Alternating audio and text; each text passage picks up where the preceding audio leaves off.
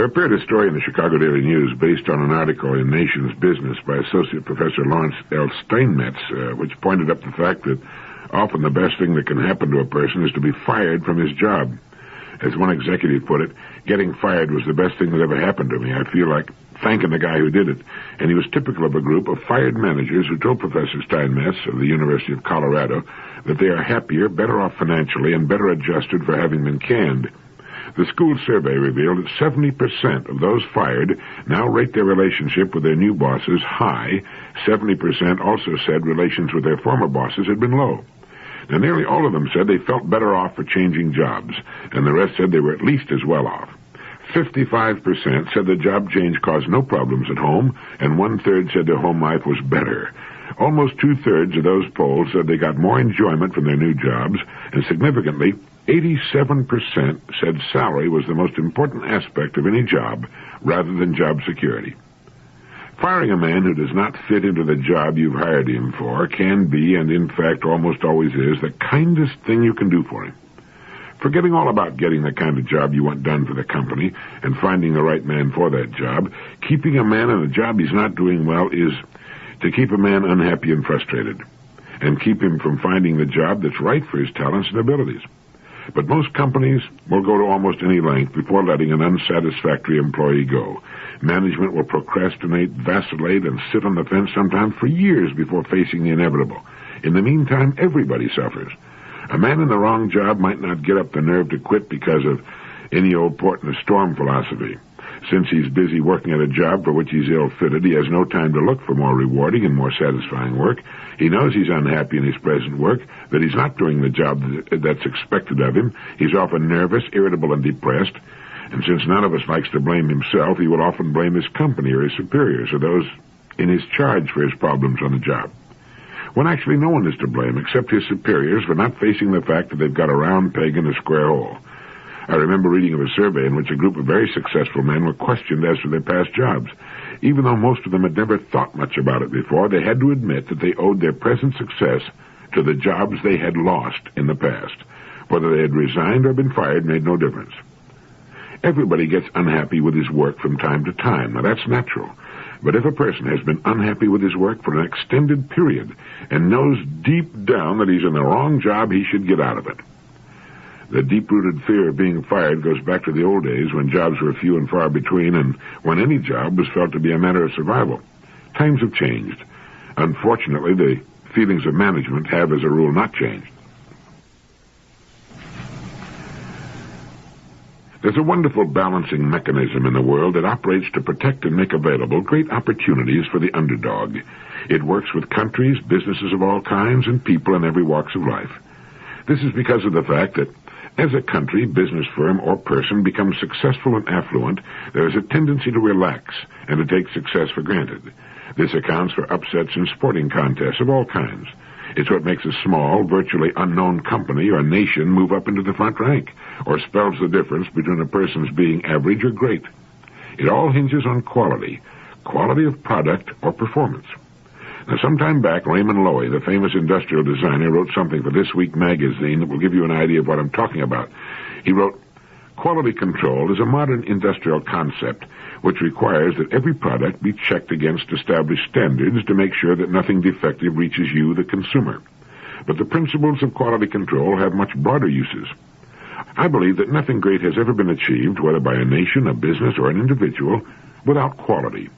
People will turn to you, follow you, support you only as long as they are confident that you are doing your best. Now we're at a point where that belief is being put to the test.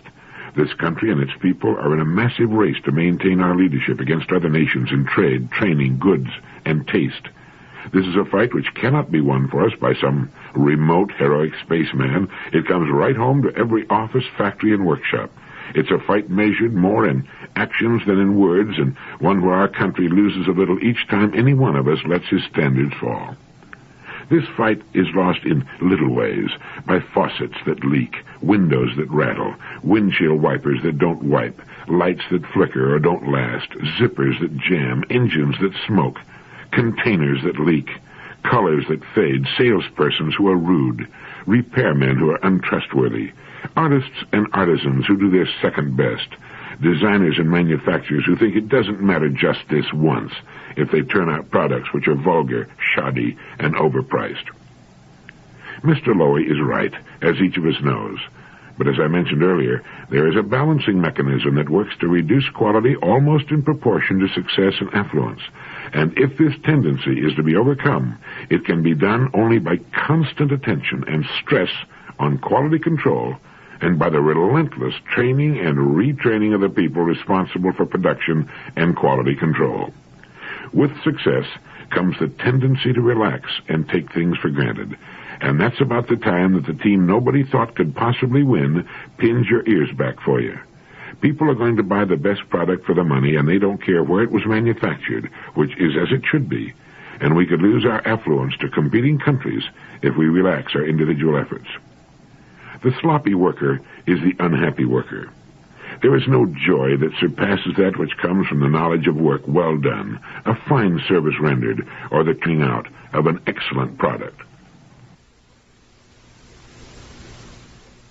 Here are some interesting questions for you. You might want to try answering them. 1.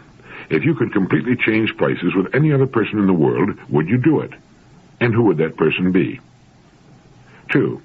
If you could work at any job you could choose, would that work be different from the work you're now doing? 3. If you could live in any part of the country you want to live in, would you move from where you're now living? 4. If you could go back to, say, age 12 and live your life from that point over again, would you do it? Studies indicate that the great majority of people, even though they evince a certain amount of dissatisfaction with their present lives and don't seem to be as happy as they might be, will answer no to all 4 questions. They might at first say they'd like to change places with another person, but when pinned down to identify the person, draw a blank. The thought of sacrificing all their friends and loved ones and giving up what they might have becomes too overwhelming. As far as changing their work, most people will admit they are dissatisfied at their work, about 85% according to the research team at Princeton, New Jersey. But if they were actually asked to leave and seek something else, would stick to that that's familiar. As far as living in some other part of the country, if the answer is yes here, it is usually a part of the country with which they are not really intimately familiar, but which sounds romantic or has a better climate. If they really wanted to live there, they'd move. And the thought of going back to age 12 fills most people with a dread bordering on horror. They wouldn't do it for anything. The upshot of the whole thing is that most people are living lives that they themselves have fashioned and have or are getting what they really want, or at least what they're willing to settle for. And when this is brought to their attention, they often begin to get a lot more enjoyment from the life they've got. They begin to enjoy themselves more and realize that things aren't so bad after all. They also begin to look at each other, their marriage partners, and their children in a new light. As one man put it, it had never occurred to me before that my wife had, by marrying me, dedicated her entire life to me, our home, and our children. This is an enormous commitment, a total commitment, and I realized I'd been treating her far too casually, that I'd been taking too great a gift for granted. We talked it over and got on much better, much warmer terms with each other. I guess it all goes to prove that a reassessment of ourselves and our lives is a good idea from time to time. It makes us realize how much more we can do with the lives and circumstances we've got, how we can improve upon them and embellish them with a little thought and creativity. I found it interesting. It's been written that life is divided into 3 terms, that which was, which is, and which will be. Let us learn from the past to profit by the present, and from the present to live better for the future. The body operates best, it seems, when there is a great deal to do, when we're challenged, when there's a goal involved. Take these things away, and apathy and introspection set in. We're turned in upon ourselves, and we can usually find something to be sick about, sick physically or miserable and sick emotionally. Moreover, we're at our most cheerful when we're busily engaged in something that needs to be done. And the times to watch out for and plan and prepare for are those times just following the completion of an important event. People are let down, at odds with themselves, and often terribly depressed just following the completion of something they've worked and planned for a long time. For no good reason they can think of, people who have just completed a big job, no matter how successful it may be, often fall into the deepest depressions. I'm reminded of the story of Thomas Hagen, who wrote the play Mr. Roberts, one of the most successful shows ever to be produced on Broadway. He was only 28 years old, attractive, healthy, talented, rich. The play was earning him about $9,000 a week in royalties. Yet he was found dead, a suicide, in his duplex penthouse apartment. Now, this may be an extreme case and a long way removed from the inexplicable depression suffered by a young mother following the birth of a child she's looked forward to for so long, but it remains a fact that when a person finishes a big job, he soon needs another. This is why successful writers keep turning out more books, and why the daily work of most people is much more important to their well-being than they may realize. So when you have to drag yourself out of bed on a cold, gray, rainy morning or tackle the laundry or the dishes, if you can't be grateful, which you should be, at least recognize that it's probably keeping you healthy. There's an old Arabian proverb that goes, "He who has health has hope, and he who has hope has everything." And someone said, "Turn to your work as though your life depends upon it, for perhaps it does." Surveys have shown that most women get married between the ages of 19 and 21, 19.5 to 20.5 to be exact. Most of them think of marriage as something that will take the place of a money-making job. Somehow these giddy girls are failing to get the word. Statistics show that if a woman has both a husband and children, she will work for a paycheck for 25 years. If she has a husband and no children, she will work for a paycheck for 29 years. And if she, for any one or more of many good reasons, remains unmarried, she will work, as does a man, for 40 years. Statistics also point out that the great majority of females reaching the age of 19 or 20 are decidedly ill-prepared for anything other than non-skilled jobs. They're not prepared for non-skilled jobs either, but that's what they wind up doing because they lack the necessary training and education to do anything else. To the best of my knowledge, hardly anyone, parent or educator, tells a girl when she is 12 or 15 that no matter whether she marries or not, she will in all probability have to work for a minimum of 25 years, and that since she will have to compete in the world of working people, it's decidedly to her best interest to prepare for a job that she'll find interesting, and which will provide her with a good, if not excellent, income. Most love stories have traditionally ended with the young, starry-eyed couple, their early problems overcome, getting married. That is, most fiction ends where the real story actually begins. And here we find a young woman usually totally lacking in marketable skills and with only the rudiments of a general education, with 3/4 of her life still ahead of her, starting out in marriage. She's one of the world's best examples that people would still rather learn through trial and error than from the experience of others. For her, marriage was her goal, often her total goal. Get married and join the club. Okay, now what? A study made by Michigan State University turned up the fact that married men are happier than married women. It also turned up the rather interesting information that single women are happier than married women. Oddly enough, and contrary to popular opinion, bachelors are the least happy people. And in my opinion, one of the main reasons why married men and single women are happier than married women is because both are still actively caught up with the world. They're busy, productive people as a rule. This is not to say that wives are not busy, nor productive. They are. They're the hardest working people in the world. But they often find their lives boring and unchallenging after a while, and this is because they stop learning too soon. They still have ample time to prepare themselves for rewarding and stimulating work, but few do. Most take the line of least resistance and settle back into a kind of apathy and watch the world go rushing by outside their windows.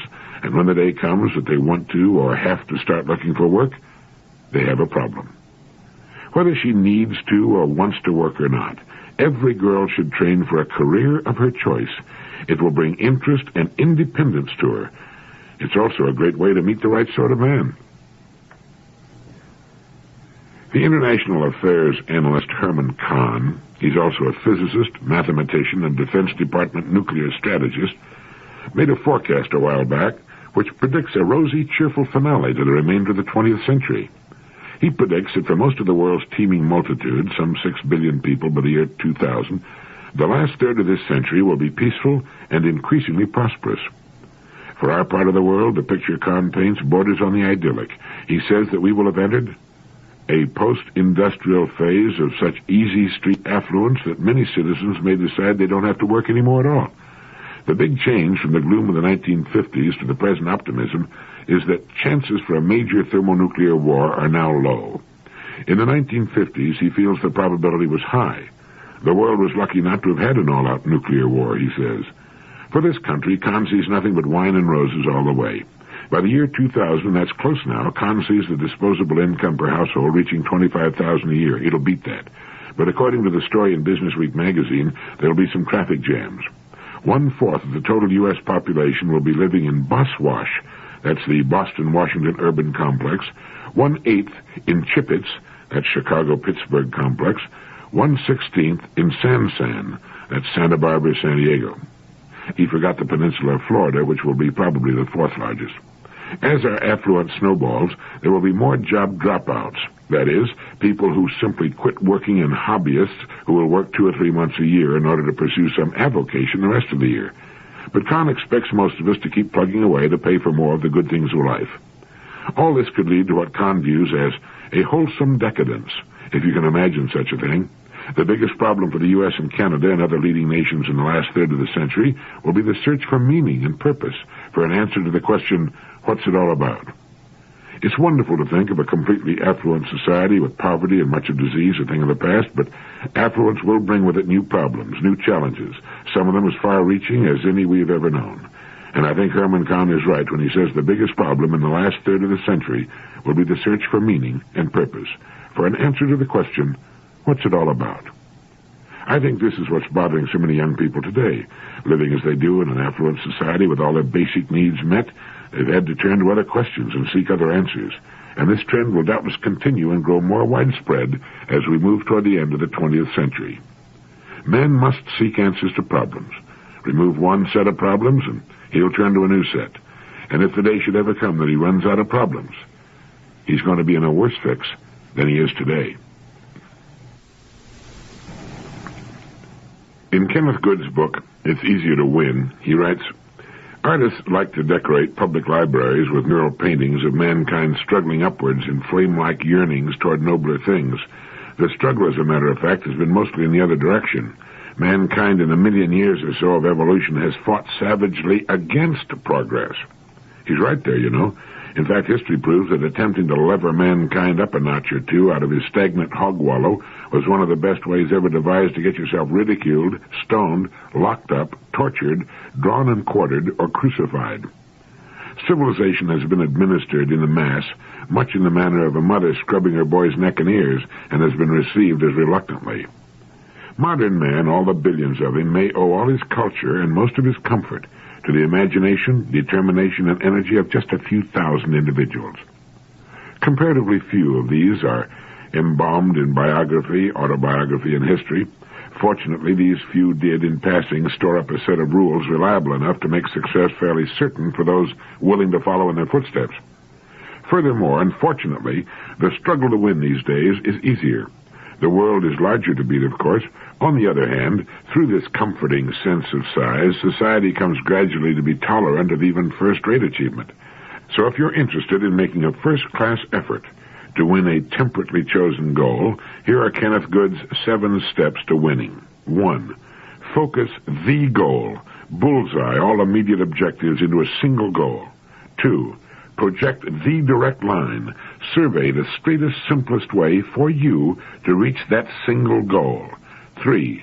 Fix a definite date for arrival. 4.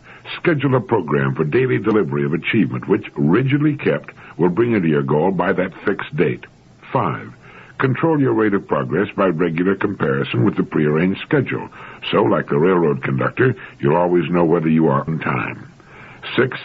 Deliver from within, by physical and emotional self-operation, the greatest power your person is capable of producing. 7. Reduce, by studiously advantageous presentation of your project, resistance from without. Anyone willing to do these 7 things and capable of doing them effectively enough to count is virtually guaranteed winning at any undertaking. Keep in mind, too, that you have very little competition in today's world. The overwhelming majority of people are quite content to go along as usual, operating on from 5 to 15% of their real capacity and realizing for their efforts 5 to 15% of what they might well be realizing. Another book you might want to add to your collection is by the anthropologist and social critic Dr. Ashley Montague, entitled The American Way of Life. In it, he comments on many aspects of life in America, one of which happens to be the pursuit of happiness. And he writes that the pursuit of happiness in America is perhaps the most misconceived of human endeavors. Life and liberty are indeed necessities, but the pursuit of happiness is a fool's game, a will-o'-the-wisp that eludes all who believe that by making it a goal they can, by the prescribed or some other means, achieve it. The truth is, and it's not a sad truth, that happiness cannot be pursued and caught like a butterfly in a collector's net. It defies pursuit, and all attempts to contain it are vain. Nor can it be purchased. It is one of the many things that money cannot buy. The truth is that it is not the purpose of life, of a human being's life, to be happy. Perhaps this is a shocking statement to those who have been conditioned to feel otherwise, but it's nonetheless true for all that. If true, then millions of human beings have misspent and are misspending their lives. What is happiness? The answer to that question is not a matter of definition, but rather what most people mean by happiness. What is it that they desire for themselves and for others when they think of happiness? Apart from the obvious requirements of health, money, an attractive spouse, gratifying children, a beautiful abode, esteem, prestige, recognition, wit, wisdom, valor, love, and the attainment of whatever one has set one's heart on, what other ingredients should go into this cake? Possibly a good many others, but this will be according to each person's fancy. My own view, he writes, is that not one of these conditions is either a necessary or a sufficient condition of happiness, although one or all of them together may give some people a feeling of whatever they consider happiness to be. But such a feeling soon loses its power to please, as, in time, one returns to the steadying level of everyday life. I believe with Aristotle that the steadiest and most enduring states of which human beings are capable are states that are characterized by an absence of pain, physical pain and mental pain. Such states of the positive absence of pain are appreciated for the most part only when they're interrupted, as by the experience of illness or a bereavement. It is in the state when one is least conscious of oneself that one is likely to be at one's happiest. What folly it is to believe otherwise. To believe that those occasional peak experiences, those thrilling moments when the goal one has set oneself has been achieved, or it just feels good to be alive, or one receives an unexpected windfall, or one's work is highly praised, are likely to be numerous and prolonged, is silly. Such occasions are indeed memorable, but the feelings of euphoria they engender do not endure, nor should they. The moments of happiness we enjoy take us by surprise, but seize us. It's not so much the pursuit of happiness as the happiness of that is most likely to yield the desired gratifications, and then only occasionally. It is work that one delights in, that is the surest guarantor of happiness. Someone sent me a magazine article titled Success, Sweet Success. Unfortunately, the name of the magazine and the author are missing, but I found it to be very good. It goes, success, sweet success. Everyone wants it. Everyone achieves it in some measure. Few seem to get enough of it. Some don't know they have it. Others forget what they're really striving for and why sometimes it's necessary to try to define success for ourselves. What is this thing called success? Is it complete achievement of our grandest goals born out of honesty, industriousness, and thrift as depicted in Horatio Alger's stories? Or is it a contrary illusion, always tempting but never attainable? Does fate give it to some on a golden platter and deny it to others in spite of all efforts? Who, for example, do we consider most successful? An expert mechanic or the president of a company? An accomplished teacher or an affluent financier? The man who gets an excellent job done quietly or the one who performs equally well under the limelight? Being perfectly honest, don't we identify success with fame and fortune?